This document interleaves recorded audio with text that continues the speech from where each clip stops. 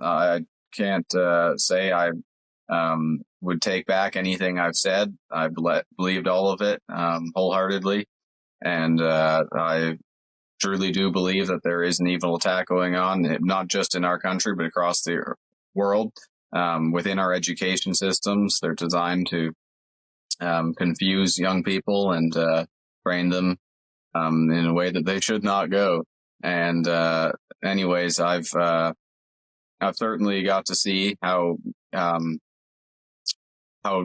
dirty the other side can be. They've used the courts, they've used their school board to rule that their school board was appropriate. Josh Alexander.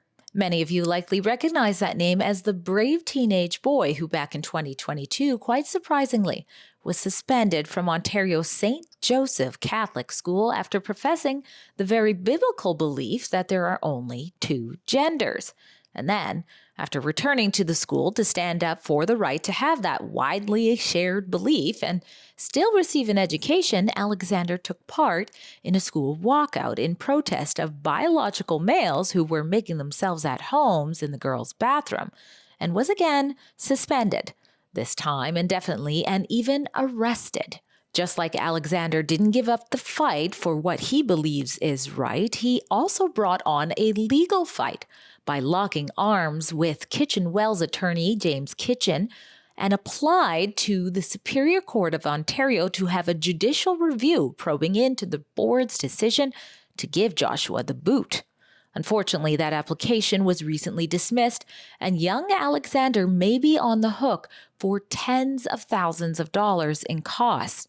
And joining me today to tell you more about why it was dismissed and what is next for the teen will be Alexander and Mr. Kitchen. Almost exactly a year ago, me and my lawyer, James Kitchen, made some appeals within the school board at the municipal level to challenge the suspensions and exclusions and whatnot. Anyways, decision was made on that. It was a very abrupt decision with very limited legal argument.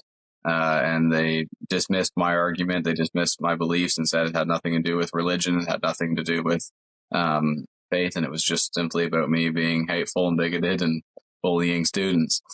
So anyways, we challenged that appeal. We took it to the divisional court, and there was 3 judges. We were scheduled for the beginning of November. One day before the hearing actually took place, the school board sent over an invoice, which is, I believe it was at nearly $50,000 for cost submissions. And so that showed their sportsmanship right off the bat. But anyways, after that, we went into the hearing, and it took approximately 3 hours. Most of the arguments had already been done and written before we got to that point, so it went pretty quickly, and we ended up getting results about a week later.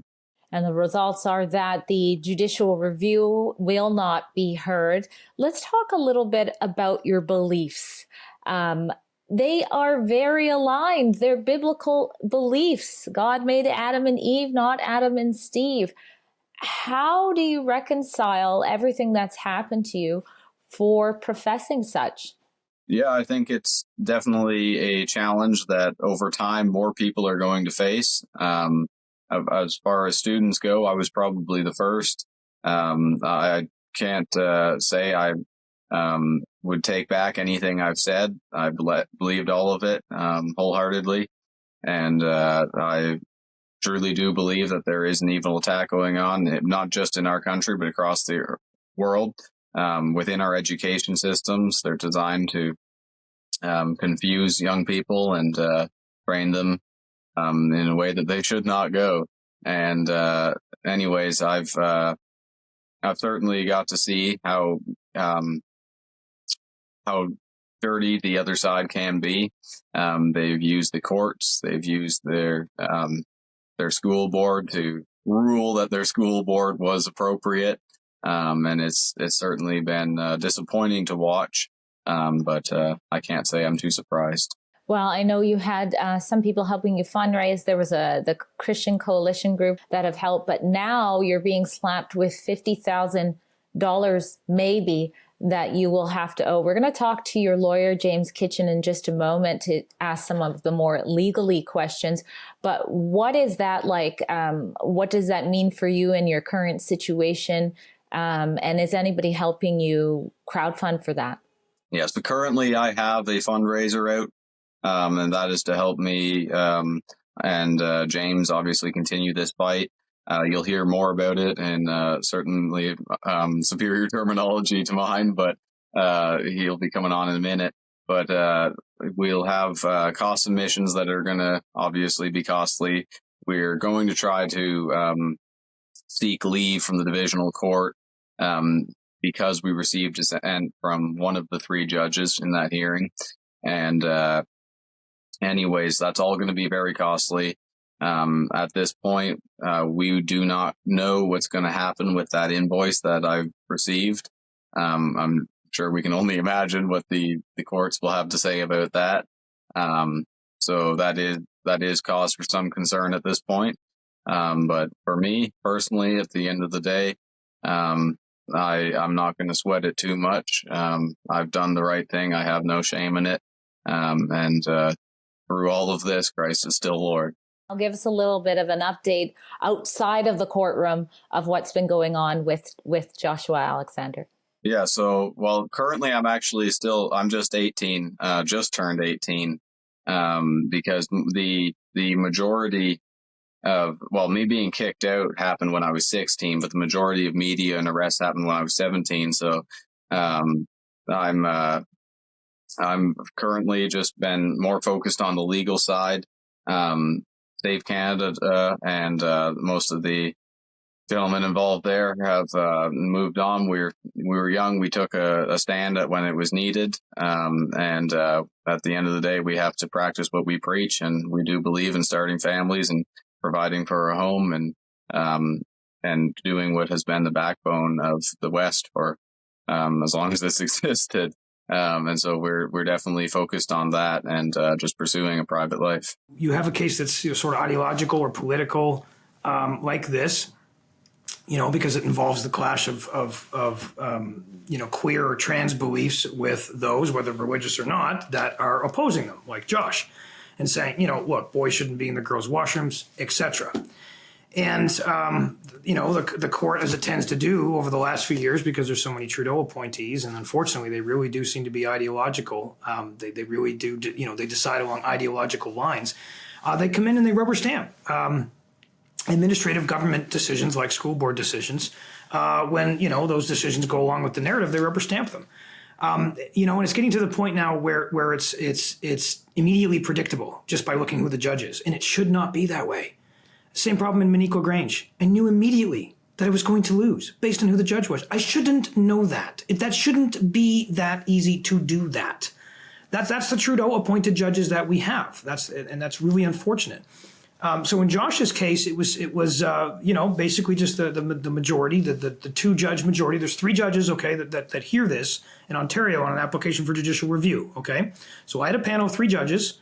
Two young women appointed by Trudeau. One of them had her pronouns on the screen, which of course, I don't. That's a problem with perceptions for deciding fairly in a case like this. But be that as it may, and then we had an old guy who was appointed by Harper in 2007, and he was great. He was serious about the law. He heard me out and he grasped everything, and it was like being back in old school court again.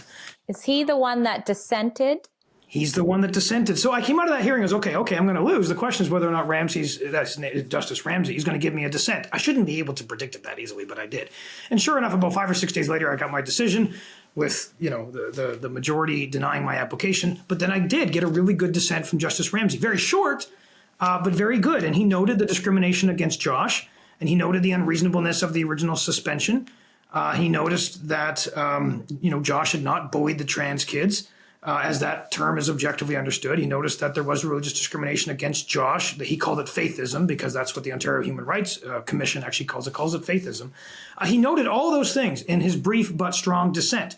Now, so the interesting thing about the dissent, right, is because obviously cases they have more likelihood of going ahead to appeal if there's a dissent, right? We see this all the time. A lot of cases that go to the Supreme Court of Canada, they had a dissent from a court of appeal, right? There was one judge who dissented from the majority, right?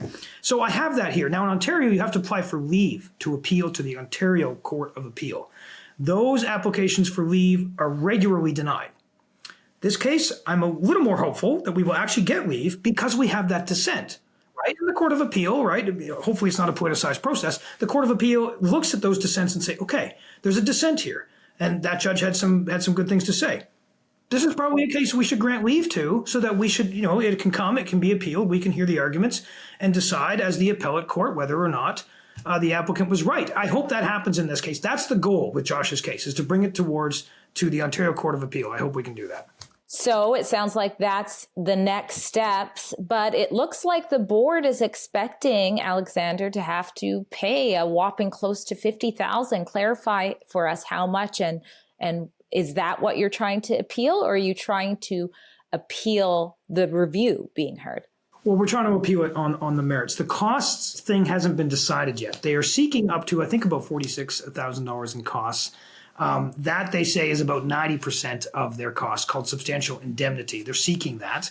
I would be shocked if they got that. In Ontario, though, usually when you win, you get partial indemnity costs, which are about 60%, which would be 30-something thousand in this case. And so they are certainly seeking that, which, of course, is a devastating amount for a kid just getting out of high school, right? Like Josh is. So, he can't pay that. He's impecunious. And so it's kind of a strange move on the part of the school board. It's almost like they're proving the point that they're the bullies here by going after the costs with Josh. A lot of times in these types of cases that I'm up against these government boards, they have the presence of mind to not seek costs. I've done a ton of EI cases, for example, and the Attorney General of Canada has not sought costs in those cases, which I think is just sort of the right thing to do, right? And of course, optically, you don't want to make the government look any more of a bully than it already is by seeking costs. So they don't. The school board here doesn't seem to have the hubris. It runs so deep at that school board.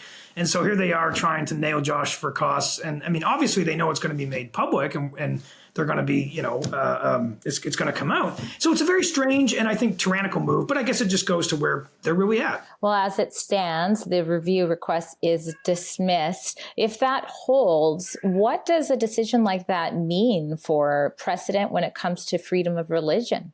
Well, that means you don't have it as a student, at least not if you're up against the religion of the queer ideology. If you're up against that, your beliefs, your rights don't matter anymore. It's a two-tier society we have now, where the queer people are the tier one and everybody else is tier two. That's terrible, by the way, for everybody. I don't just think that's terrible for the people who are opposing the queer ideology. That's just terrible for society in general. I don't care who is tier number one. The Christians could be tier number one. Bad idea. Terrible for freedom and equality and democracy and all the rest of those good things. So that's where we're at now, right?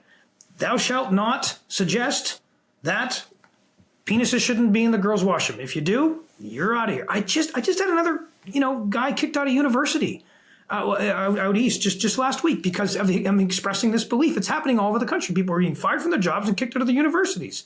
I mean, as if, we talk about anti-discrimination and all this stuff that's terrible that happened in the past.